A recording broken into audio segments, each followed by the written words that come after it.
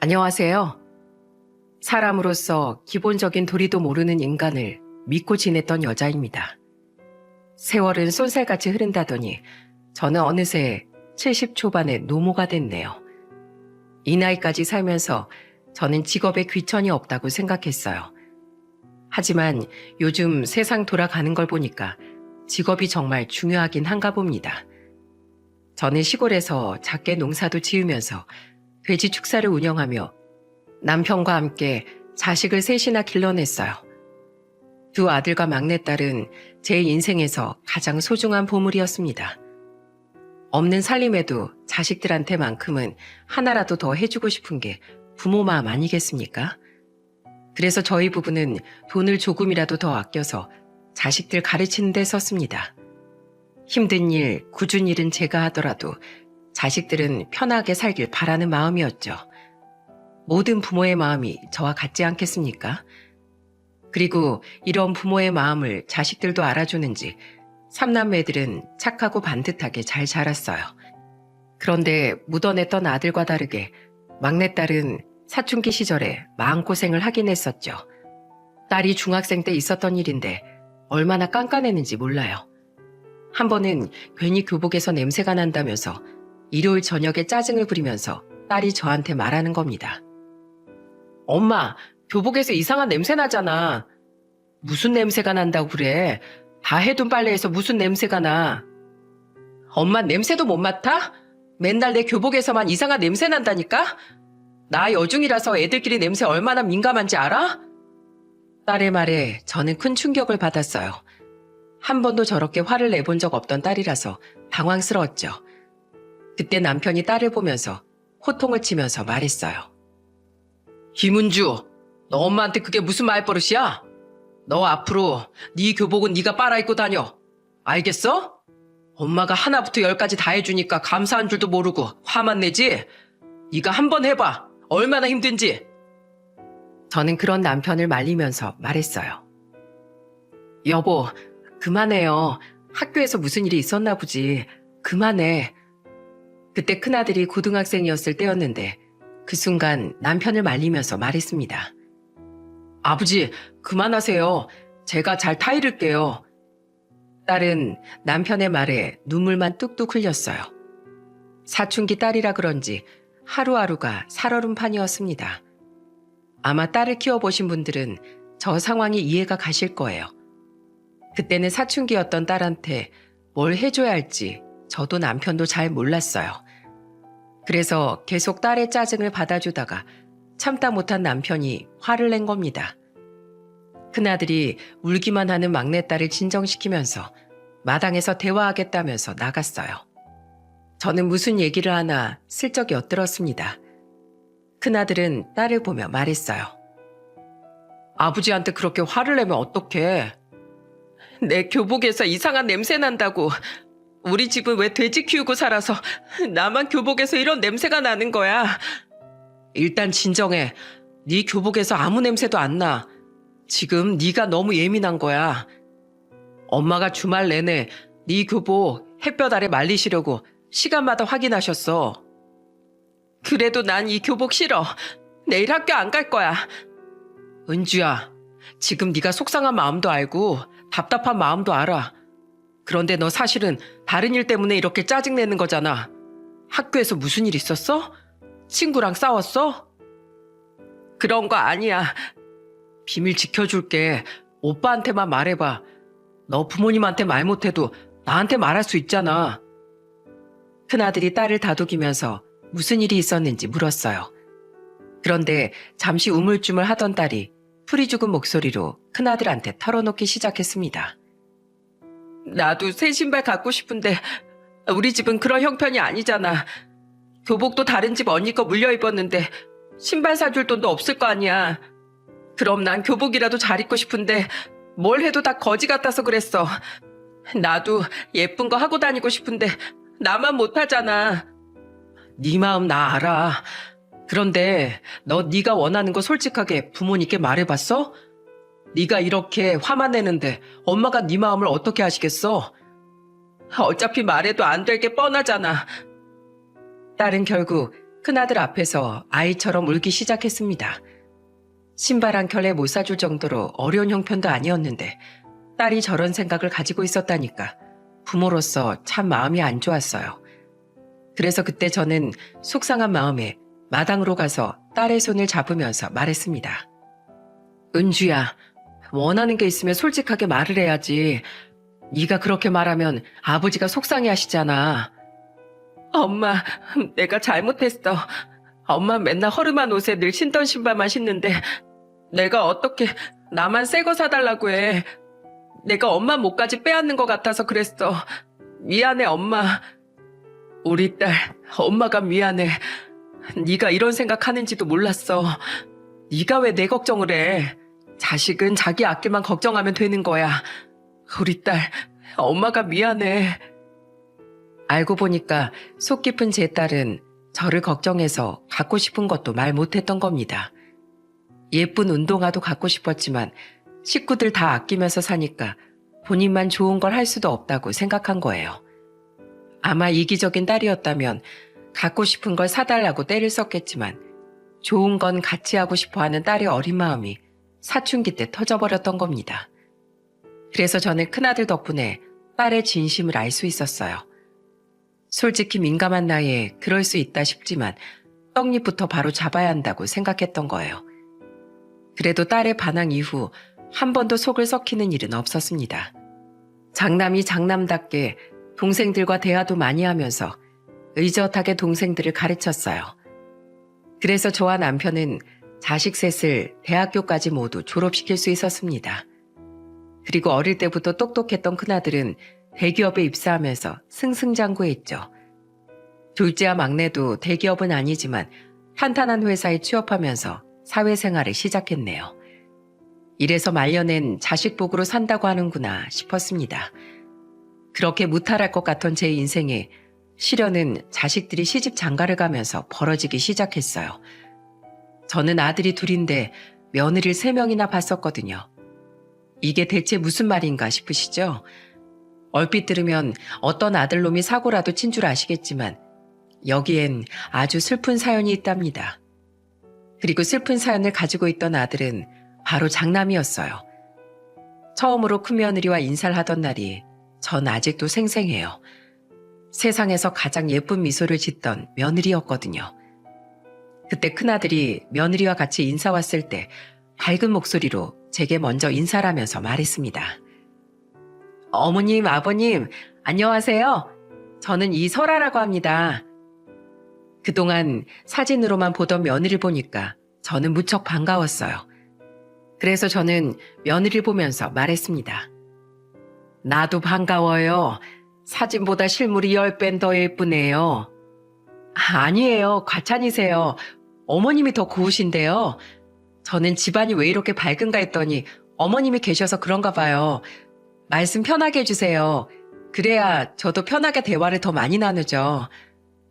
우리 예비 며느리가 말도 참 예쁘게 하네. 어서 안으로 가서 밥부터 먹자.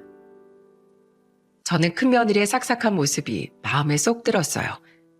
그리고 밥을 먹으면서도 며느리는 쉴 새 없이 감탄하면서 말했습니다. 우와, 어머님 너무 맛있어요. 오빠가 키가 왜 이렇게 컸나 했더니 어머님 음식 솜씨 덕분인가 봐요. 저 오늘 2그릇도 먹을 수 있을 것 같아요.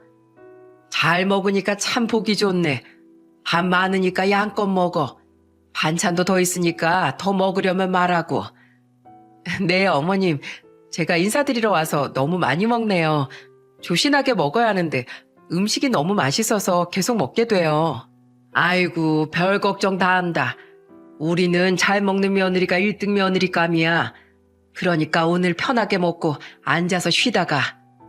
정말요? 저 그럼 어머님, 저 한 그릇만 더 주세요. 그래, 이리 줘봐. 복스럽게 먹는 걸 보니까 아주 복덩이가 굴러온 것 같네. 복스럽게 먹는 며느리를 보니까 저도 기분이 좋았어요.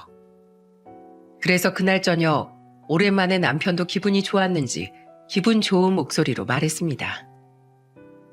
우리 집밥이 입맛에 딱 맞는 걸 보니까 아주 우리 식구 다 됐네. 아, 우리 며느리 먹는 것만 봐도 내 배가 다 부르네. 어머님 음식 솜씨가 너무 좋으신 것 같아요. 제가 요리는 좀 부족한데 자주 와서 좀 배워야겠어요.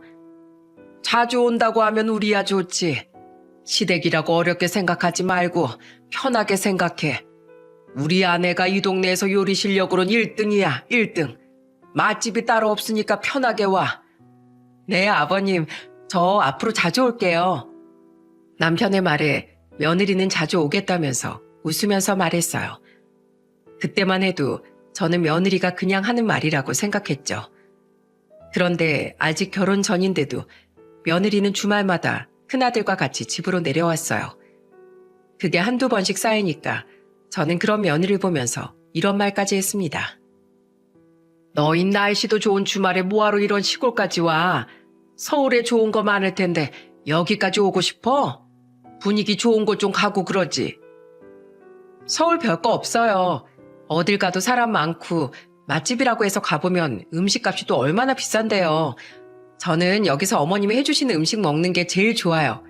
제가 오늘 밥값도 할 겸 일도 도와드릴게요. 아유, 됐어. 서울 깍쟁이가 뭘 돕겠다는 거야.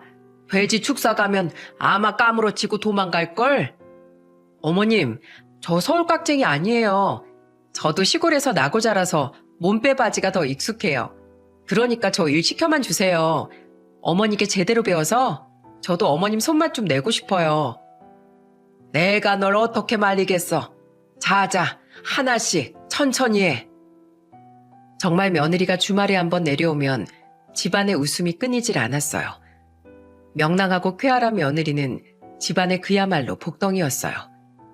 둘은 같은 대기업에서 사내 커플로 만난 사이였습니다. 그래서 처음엔 며느리가 조금 깐깐하면 어쩌나 고민하기도 했어요. 그런데 막상 만나보니까 며느리가 성격이 너무 좋은 거예요. 그래서 그날도 돼지 축사 일을 돕겠다면서 자기가 알아서 몸빼바지에 모자까지 쓰고 축사로 가는 겁니다. 그러더니 일을 하면서 저한테 자랑스러운 목소리로 말했어요. 어머님, 저도 시골 출신답게 잘하죠? 이런 거 눈 감고도 해요. 난 네가 말라서 무슨 일을 하겠다는 건가 싶었는데 아주 손이 야무지네. 그러니까요. 앞으로는 저한테 맡겨만 주세요. 씩씩하게 말하는 며느리를 보면서 어떤 시어머니가 싫어했겠습니까? 큰아들이 정말 좋은 사람을 만난 것 같아서 남편과 저는 결혼도 대찬성이었습니다. 그렇게 큰아들은 며느리와 축복 속에서 결혼식을 올리게 됐어요. 그리고 아들은 행복한 결혼 생활을 이어가고 있었습니다. 그 후 큰아들이 결혼하고 2년 뒤에 작은 아들이 뒤이어 결혼하게 됐어요. 며느리가 둘이 되면서 집안엔 웃음이 끊이질 않았습니다. 특히 남편은 두 며느리가 싹싹하고 집에 잘하는 모습을 기특하게 생각했어요. 심지어 큰 며느리는 작은 며느리가 결혼한 지 얼마 안 됐을 때 시댁에서 어색해할까봐 먼저 말을 걸기도 했습니다. 명절이라 같이 음식을 만들고 있었는데 큰 며느리가 작은 며느리를 보며 물었어요. 동서, 전을 정말 예쁘게 잘한다. 살림꾼 같아. 아니에요. 저도 잘 못해요. 형님 하는 거 보면서 어설프게 따라한 거예요. 정말? 나도 처음엔 어머님 하시는 거 보면서 어깨너머로 배운 거야. 못한다고 손 놓고 있는 것보다 그렇게 노력하는 자세가 좋지. 안 그래? 그럼요. 그래도 형님이 이렇게 편하게 해주시니까 제가 조금이라도 더 노력하게 되는 것 같아요. 이게 다 어머님 덕분이야. 나도 어머님 보고 배우면서 살림한 지 벌써 2년째야. 처음엔 아무것도 몰랐어. 그쵸, 어머님? 저를 보면서 묻는 큰며느리를 보고 저는 이렇게 말했어요. 맞아. 처음엔 우리 큰며느리도 서툴렀어. 나도 마찬가지야. 사람은 다 처음 하는 건 어렵고 힘든 거야. 그러니까 서로 의지하면서 차분히 배워가. 네, 어머님. 제가 동서랑 같이 잘해볼게요. 큰며느리는 정말 작은 며느리랑 같이 명절 준비를 거의 도맡아 했습니다. 심지어 큰며느리는 저보고 거실에 있으라면서 둘이 하기도 했어요. 이런 맏며느리를 보면서 참 고마웠습니다. 나이가 들수록 주방일이 버거워졌는데 저렇게 솔선수범하는 모습에 제가 무슨 호강인가 싶었습니다. 그리고 큰며느리는 그날 저녁 작은 며느리와 같이 시장 갈 준비를 하면서 말했어요. 어머님, 명절 음식 다 했는데 저 동서랑 같이 나가서 저녁거리 좀 사올게요. 저녁거리 산다고? 아유, 그냥 있는 거 대충 먹지 그러니. 내일 제사 지내고 나면 다 같이 명절 음식 먹을 텐데 저녁은 다른 거 먹으면 좋죠. 제가 얼큰한 동태찌개 해드릴게요. 아이고, 됐어. 저녁은 내가 하마. 하루 종일 일했으면서 뭘 또 하겠다고 나서. 1년에 딱 2번인데 며느리들이 2번도 못 하겠어요? 평소에는 남편이 집안일 잘 도와줘서 저 이렇게 요리도 잘 안 해요. 그러니까 너무 걱정 마세요. 그래도 내가 명절에 너무 며느리들 손만 빌리는 건 아닌가 싶네. 어머님 비법 전수 받았는데 제가 솜씨 발휘 좀 해야죠. 그리고 동서랑 둘이 바람 좀 쐬면서 커피라도 한 잔씩 하고 올게요. 그래. 둘이 고생했는데 나가서 커피 마시고 한숨 돌리고 와. 네, 어머님 다녀오겠습니다. 큰 며느리는 작은 며느리까지 챙기면서 집안의 분위기를 좋게 만들었어요. 그 덕분에 작은 며느리도 시댁에 오는 걸 어려워하지 않게 됐습니다. 원래 며느리들은 시댁과 멀수록 잘 산다고 하지 않습니까? 그런데 저희 집안 며느리들은 자주 시댁에 모이는 걸 좋아했어요. 그래서 그런지 큰 며느리와 작은 며느리는 친구 사이처럼 가깝게 지냈습니다. 어찌나 친하게 잘 지내는지 동서지간이 아니라 절친한 친구처럼 보일 정도였어요. 가족들이 모여서 술을 마실 때 작은 며느리는 큰 며느리를 보면서 이런 말까지 했습니다. 형님은 성격이 너무 좋아서 주변에 싫어하는 사람도 없을 것 같아요. 에이, 그렇지도 않아. 사회생활은 원래 다 겉다르고 속다르잖아. 누가 형님 괴롭혀요? 그럼 저한테 말씀하세요. 제가 이래봬도 경찰이잖아요. 아이고, 말만 들어도 천군만마를 얻은 것처럼 아주 든든하네. 전 형님이 친언니 같아요. 제가 자매가 없어서 자매정을 몰랐거든요. 형님이 있어서 전 너무 좋아요. 작은 며느리가 이렇게 말하자 작은 아들이 웃는 목소리로 말했어요. 우리 아내는 저보다 형수님을 더 좋아한다니까요? 당신이 그걸 어떻게 알았어? 맨날 형수님이랑 집에서도 통화하잖아.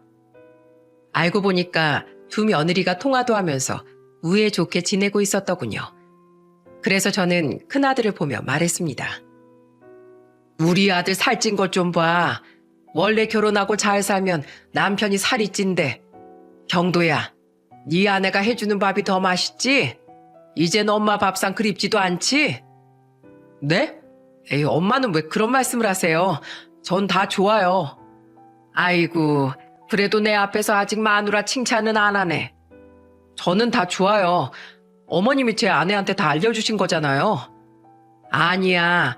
우리 큰며느린 하나를 알려주면 열을 아는 사람이야. 고맙다, 우리 맏며느리. 제가 큰며느리를 보면서 말하자 며느리가 저한테 웃으면서 말했어요. 제가 어머니께 많이 배워서 제가 더 감사드리죠. 가족들이 이렇게 다 건강하게 지낼 수 있어서 전 너무 행복해요, 어머님. 어머님, 아버님께서도 항상 건강하세요? 그래, 우리 며느리 봐서라도 내가 만수무강해야지. 큰며느리가 이렇게 중심을 잘 잡아주니까 집안에 좋은 일이 가득했습니다. 정말 그 행복이 오래 갈 것만 같았어요. 큰아들 부부와 같이 여행도 다니면서 참 행복했습니다. 예전엔 사진 찍는 재미도 몰랐는데 같이 여행을 가면 큰며느리가 저와 남편을 보고 말했어요. 어머님, 아버님, 여기 서보세요. 제가 사진 찍어드릴게요. 남편은 그런 큰며느리를 보면서 민망한 듯 말했습니다. 아유, 무슨 사진이야? 너희 둘이 서봐. 내가 찍어주마. 여기 풍경 너무 예쁘잖아요. 어서 서보세요. 아버님, 지금 너무 멋있으세요. 그러냐? 어디? 그럼 여기로 서볼까? 네네. 어머님이랑 다정하게 서보세요. 자, 찍습니다. 어머님, 좀 웃어보세요. 그때 큰며느리가 하도 호들갑을 떨면서 말하길래 남편과 사진을 남겼습니다. 큰아들이 그런 저희를 보면서 웃으면서 말했어요. 우리 엄마랑 아버지가 이렇게 잘 어울리는지 몰랐네. 그런 아들을 보면서 저는 민망한 목소리로 말했죠. 내가 아주 너희랑 놀러 다니면 사진을 몇 장이나 찍는지 모르겠다. 그래도 우리 큰며느리 덕분에 말년에 사진도 많이 찍고 기분이 좋네. 처음엔 사진을 찍는 게 영 어색했지만 큰며느리와 자주 다니다 보니까 사진 찍는 것도 즐거웠어요. 제 나이에 사진 찍을 일이 뭐가 있겠습니까? 그래서 저는 큰며느리와 여행하는 게 점차 즐거웠습니다. 이렇게 착한 며느리를 만난 게 말년의 복이구나 싶더라고요. 하지만 이런 행복도 그리 오래가지 못했습니다. 바로 큰며느리가 결혼하고 4년 만에 폐암 판정을 받게 된 거예요. 항상 밝았던 큰며느리 암 소식에 저는 너무 놀라서 아들한테 전화를 걸었습니다. 암이라니, 아니 이게 무슨 소리야? 어머니, 저도 믿기지가 않아요. 그 사람이 많이 아픈가 봐요. 아이고, 이게 무슨 일이야. 천벌받을 놈들은 두 눈 뜨고 살아있는데 왜 우리 착한 며느리한테 이런 일이 생긴 거야? 엄마, 저도 어떻게 해야 될지 모르겠어요. 이제 어떻게 해요? 저는 망연자실한 아들의 목소리에 세상이 다 무너지는 것 같았습니다. 그날 이후 식구들의 삶은 180도 달라졌어요. 모이면 늘 웃음이 끊이질 않던 집에서 한숨만 나왔어요. 그래도 항암 치료를 받다 보면 좋아질 거라고 애써 희망을 품기도 했습니다. 하지만 저는 남편과 같이 큰아들 집에 갔다가 깜짝 놀랐어요. 지난번에 봤을 때보다 더 수척해진 큰며느리 얼굴에 저는 오열하며 말했습니다. 예, 며느라, 얼굴이 왜 이렇게 반쪽이 된 거야? 어머니, 너무 힘들어요. 다 포기하고 싶어요. 아니야, 안 된다. 내가 널 이대로 못 보내. 제발 조금만 더 힘내라. 우리 제주도 가기로 했었잖아. 내가 우리 며느리 사진 예쁘게 찍어주려고 연습도 했는데 이러고 있으면 어떡하니? 어서 일어나야지. 어머니, 죄송해요. 아니야, 죄송할 거 없다. 그러니까 제발 일어나. 내가 아직 너한테 해줄 게 많아. 저는 그때 수척해진 큰며느리를 보고 하늘에 간절하게 빌었습니다. 내 남은 수명을 가져가더라도 제발 하늘에서 우리 며느리만은 살려주길 빌었어요. 하지만 그런 저의 간절한 기도가 하늘에 닿지 않았는지 큰며느리는 힘겨운 항암 치료 끝에 결국 마지막 고비에 다다랐어요. 작은 며느리는 매일같이 병원으로 갈 정도였습니다. 그리고 제가 병원에 갔을 때 작은 며느리는 큰 며느리 옆에서 기도를 드리고 있었어요. 기독교를 믿던 작은 며느리가 매일같이 간절하게 기도를 하며 빌고 있던 겁니다. 그때 작은 며느리는 큰 며느리의 손을 잡고 말했어요. 형님, 어서 일어나세요. 앞으로 아이도 낳고 좋은 엄마가 될 거라고 했잖아요. 그런데 아주버니만 두고 가려고 하시면 어떡해요? 저도 이렇게 힘든데 아주버님 어떻겠어요? 동서, 고마워. 형님, 제가 보답할 시간도 주셔야죠. 이렇게 가면 전 어떻게 살아요? 병실 밖에까지 울리는 작은 며느리의 울음소리가 가슴을 미어지게 했어요. 온 가족이 간절하게 기도했지만 결국 큰며느리는 세상을 떠나고 말았습니다. 저는 큰며느리가 숨을 거두기 전에 슬픈 목소리로 말했어요. 며느라, 너 같은 며느리 아마 이 세상에 또 없을 거야. 그러니까 나랑 좀 더 멋진 세상 같이 즐기다 가면 어떻겠니? 이렇게 서둘러 가면 어떡하니? 시든 꽃처럼 힘이 없어진 큰며느리를 붙들고 그렇게 한참을 울었습니다. 하지만 큰며느리는 사랑하는 가족들을 두고 눈을 감았어요. 큰아들은 정신을 못 차릴 정도로 울기만 했습니다. 장례식장에서는 큰아들이 물 한 모금도 안 마시는 걸 보고 남편이 물을 건네면서 말했어요. 경도야, 물이라도 좀 마셔. 저는 물 마실 자격도 없는 놈이에요. 사랑하는 사람 하나 못 지켜놓고 무슨 자격으로 살아요? 부모가 있는데 그런 말이 나와? 네가 힘을 내야지. 그래야 네 아내도 편하게 쉬지. 저 어떻게 살아요? 제가 앞으로 뭘 할 수 있겠어요? 이놈아, 정신 차려. 이 애를 봐서라도 정신 차려. 정말 정신이라도 놓은 사람처럼 앉아있는 아들을 보고 남편은 소리치며 말했어요. 저도 그때 젊은 나이에 고통받다가 세상을 떠나는 며느리를 보면서 얼마나 눈물을 훔쳤는지 모릅니다. 그리고 아들은 빈소에서 굳게 다짐이라도 하듯 울면서 소리쳤습니다. 여보, 못난 남편 있고 편히 쉬어. 벌써 난 이렇게 당신이 보고 싶은데 앞으로 어떻게 살지? 내가 미안해. 조금만 더 일찍 병원에 데려갔어야 했는데 바보같이 너무 몰랐어. 내가 미안해. 땅을 치며 오열하는 아들의 모습이 저와 남편을 2번 죽이는 것 같았죠. 그렇게 온 가족이 큰 며느리와의 힘든 이별을 해야만 했어요. 작은 며느리도 너무 힘들어하는 모습을 보면서 정말 큰 며느리의 빈자리가 또 한 번 느껴졌습니다. 그래도 시간이 약이라는 말이 있지 않습니까? 힘들어하던 아들도 점차 일상을 되찾아가고 있었어요. 하지만 큰아들은 재혼도 하지 않고 10년이라는 시간 동안 혼자였습니다.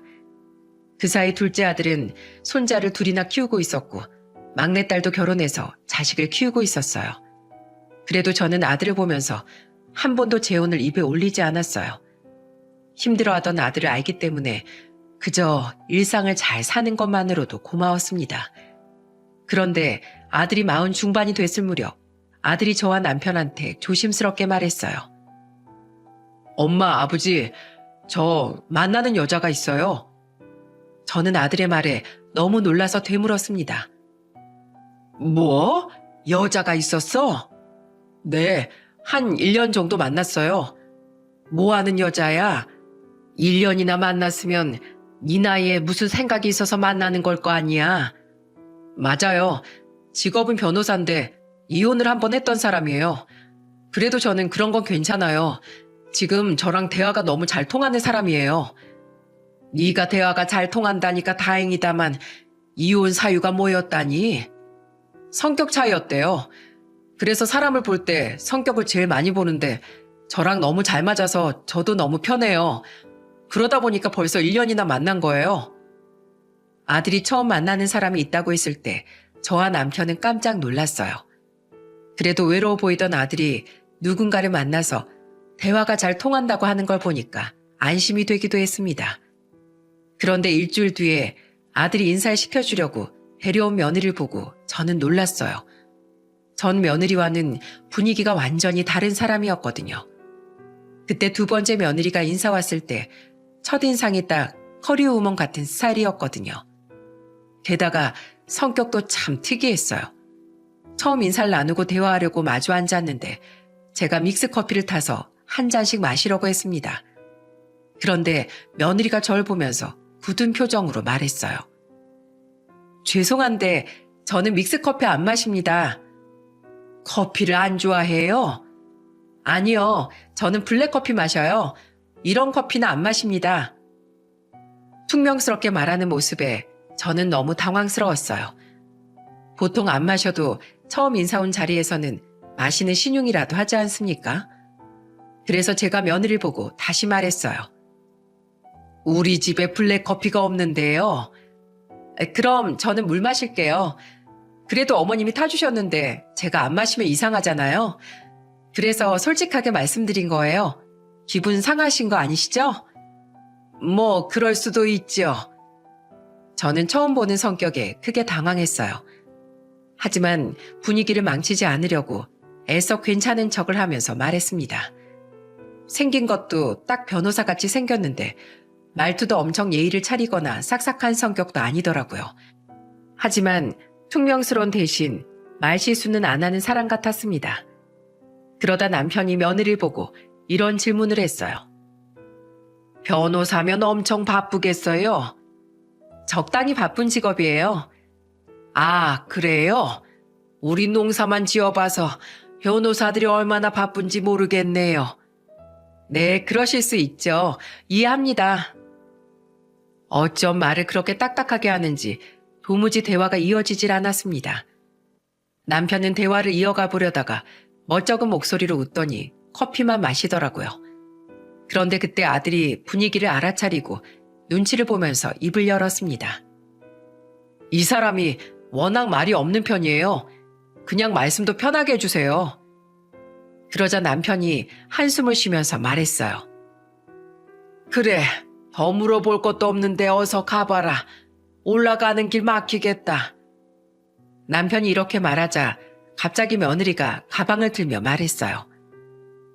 네, 그럼 다음에 뵙겠습니다. 안 그래도 좀 있으면 길이 막힐 시간이라서요. 그래, 가봐라. 잽싸게 일어난 며느리를 보고 남편은 기가 막혀 했습니다. 사람이 솔직하다고 해야 되는 건지 표현이 부족하다고 해야 될지 모르겠는데 좀 차가워 보였어요. 그래도 아들이 10년 만에 만나는 여잔데 별 수 있겠습니까? 그렇다고 반대할 만큼 막장인 성격도 아니었어요. 그래서 두 사람을 결혼시켰는데 결혼 후에는 정말 황당한 일이 있었습니다. 큰아들이 재혼 후에 처음 맞이하는 남편의 생일이었어요. 그런데 어찌 된 일인지 작은 며느리 왔는데 큰 며느리가 안 오는 겁니다. 그런데 남편이 갑자기 황당한 목소리로 작은 며느리한테 휴대폰을 들고 와서 물었어요.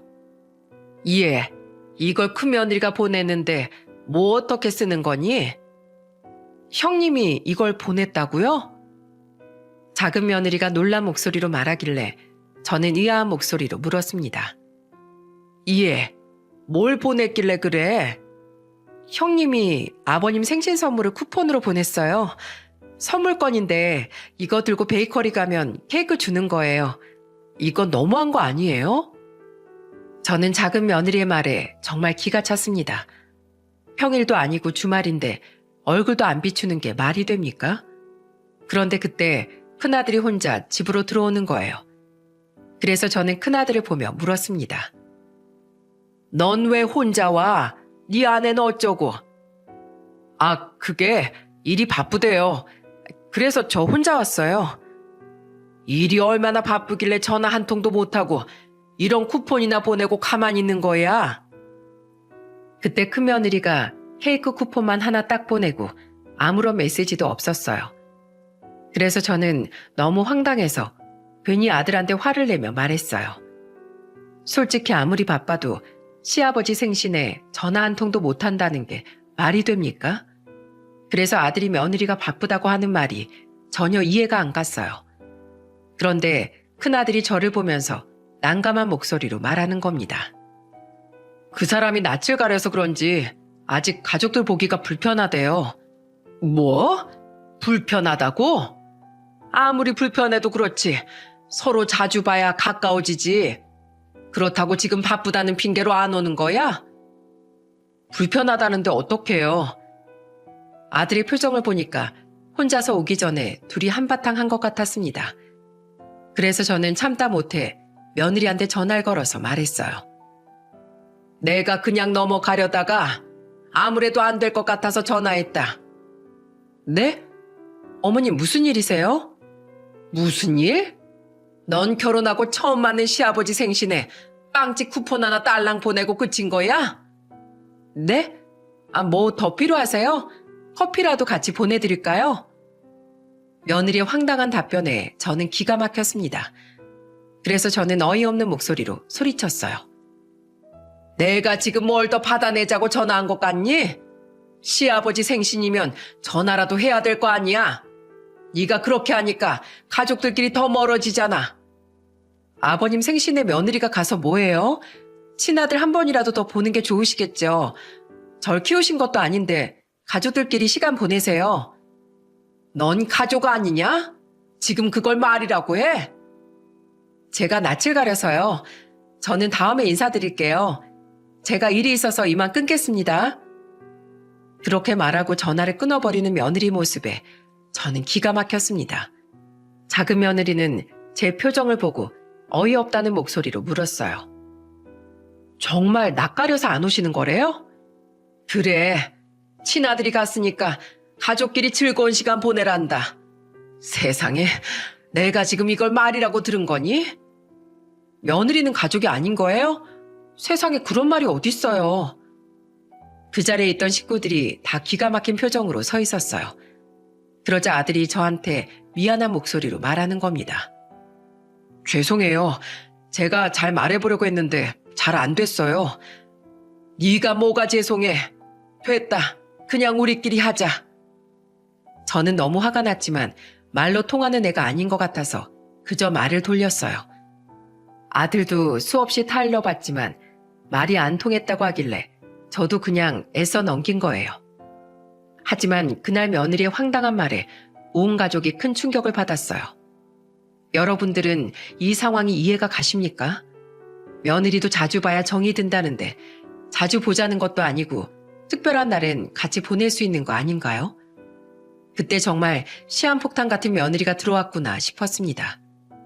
그 이후로도 며느리는 집에 한 번 와도 1시간 정도만 있다가 집에 그냥 가버렸어요. 정말 하는 짓이 하나하나 다 밉상이었습니다. 그런데 어느 날 미운 털 제대로 박힌 며느리가 사고를 친 거예요.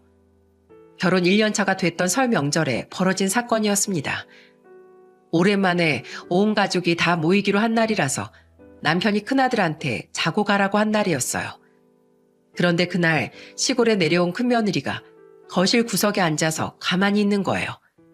그래서 제가 며느리를 부르며 소리쳤어요. 너 뭐하니? 네 동서가 시장까지 봐왔는데 너도 와서 일해야지. 어머님, 전 허리가 좀 안 좋아서요.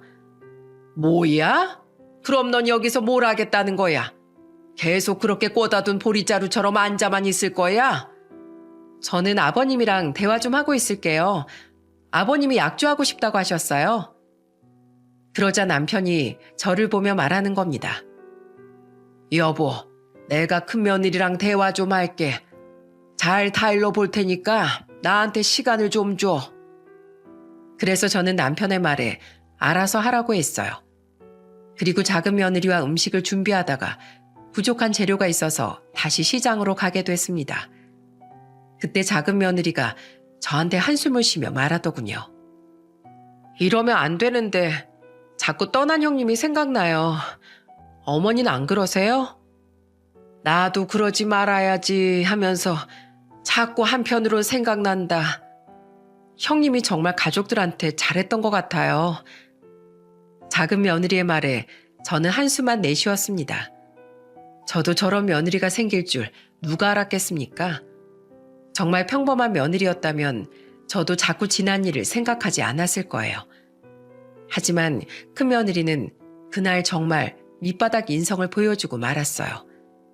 제가 작은 며느리와 시장을 보고 돌아오니까 며느리가 혼자서 막걸리를 3병이나 마신 거예요. 얼굴이 빨갛게 달아오른 며느리를 보고 저는 놀라서 소리쳤습니다.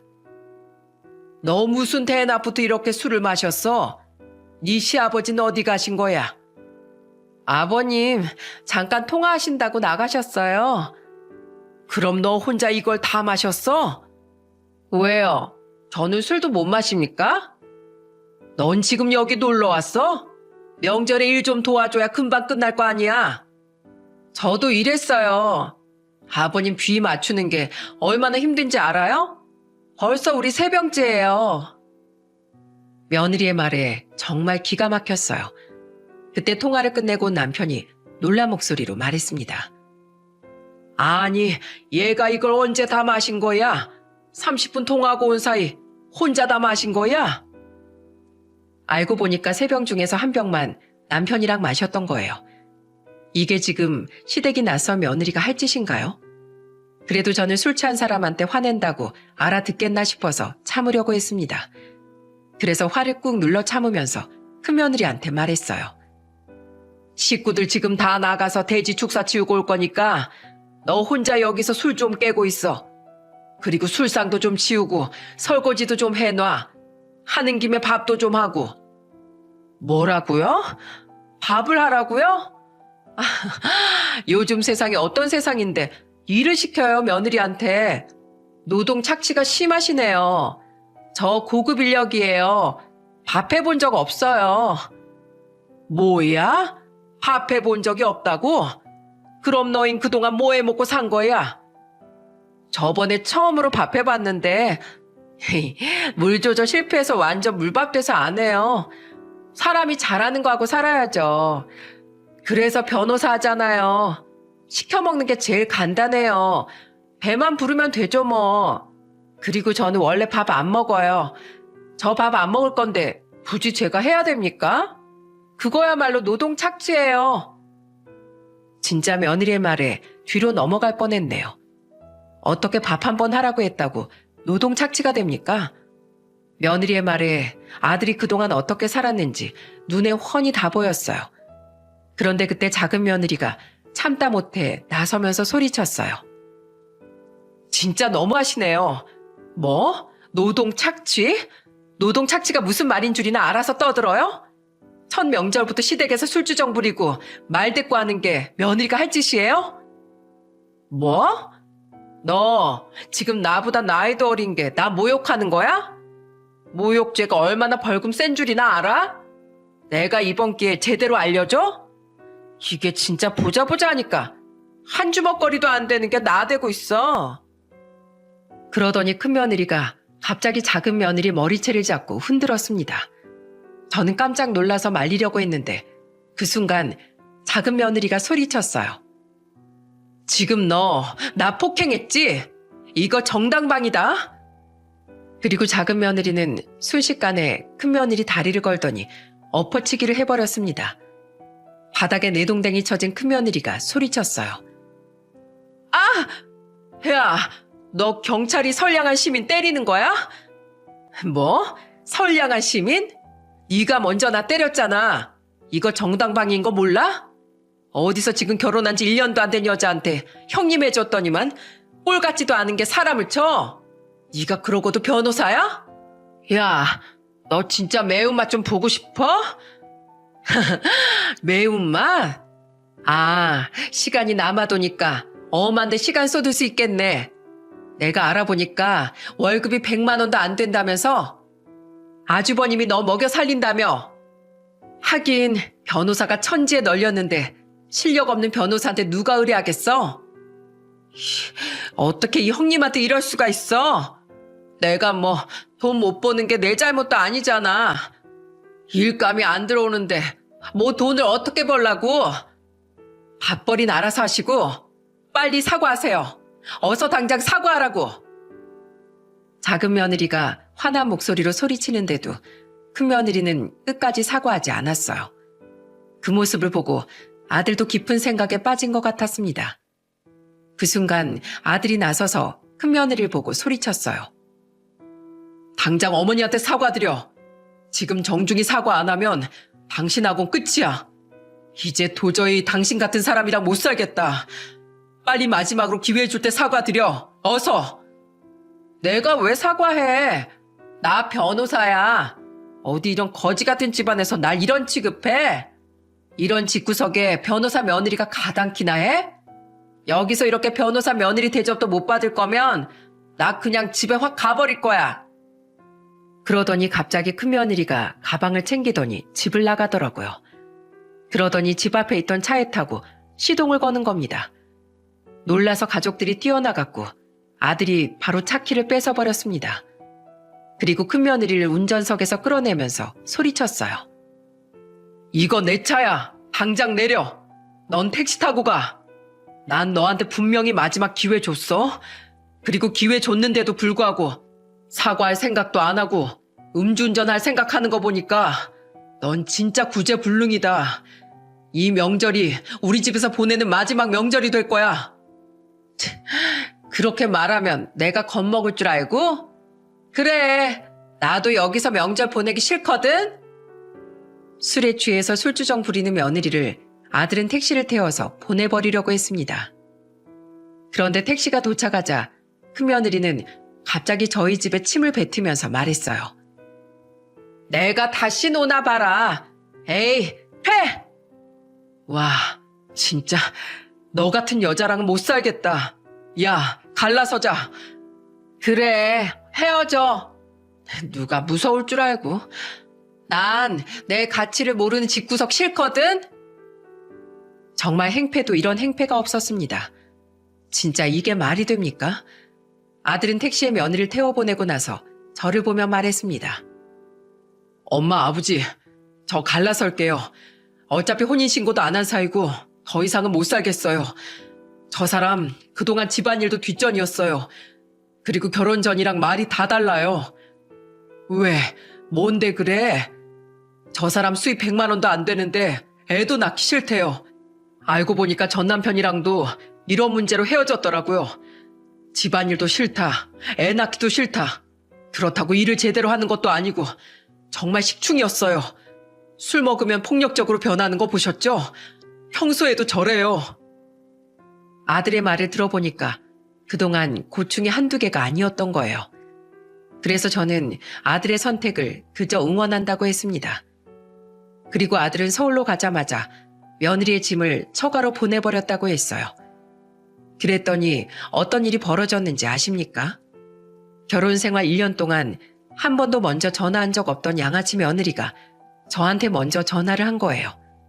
무슨 얘기 하려고 저러나 싶어서 받아보니까 저한테 울면서 하소연을 하는 겁니다. 어머님, 제가 잘못했어요. 제가 술을 마시고 미쳤었나 봐요. 다시는 안 그럴게요. 사람은 사계절 겪어보면 답이 나오는 거야. 그동안 전화 한 통 먼저 안 하다가 이제야 먼저 전화해서 한다는 소리가 이런 전화니? 내가 네 싹수는 진작에 알아봤지만 정말 기가 막힌다. 제가 잘 몰라서 그랬어요. 제발 그 사람 좀 설득해 주세요. 내가 미쳤냐? 40 중반 먹고 몰랐다는 게 말이 돼? 그게 네 수준이야. 나야말로 너랑 수준 안 맞아서 못 살겠으니까 내 아들한테서 떨어져. 저는 이렇게 말하고 전화를 끊어버렸습니다. 알고 보니까 이미 아들한테 수차례 매달리다가 차여서 저한테 전화했던 거였어요. 하지만 이미 밑바닥 다 본 사이에 다시 어떻게 산답니까? 결국 그렇게 큰아들의 재혼 생활은 끝이 났어요. 얼마 전에 인터넷 기사를 보니까 요즘은 변호사가 너무 많아서 월에 200만 원도 못 버는 사람이 많다네요. 그래서 투잡, 쓰리잡을 하는 변호사가 많다더니 전 며느리가 딱 그 꼴이었습니다. 하지만 저는 절대 모든 변호사가 전 며느리처럼 나쁜 사람만 있는 건 아니라고 생각해요. 정말 정직하고 훌륭하신 변호사님도 많을 거라고 생각합니다. 하지만 전 며느리처럼 사자 직업이라고 거들먹거리면서 상대방을 얕잡아 보는 사람도 있을 거라고 생각해요. 제가 이렇게 사연을 쓰게 된 것도 사람 사이에 가장 중요한 게 무엇인지 말하고 싶어서 보내게 됐습니다.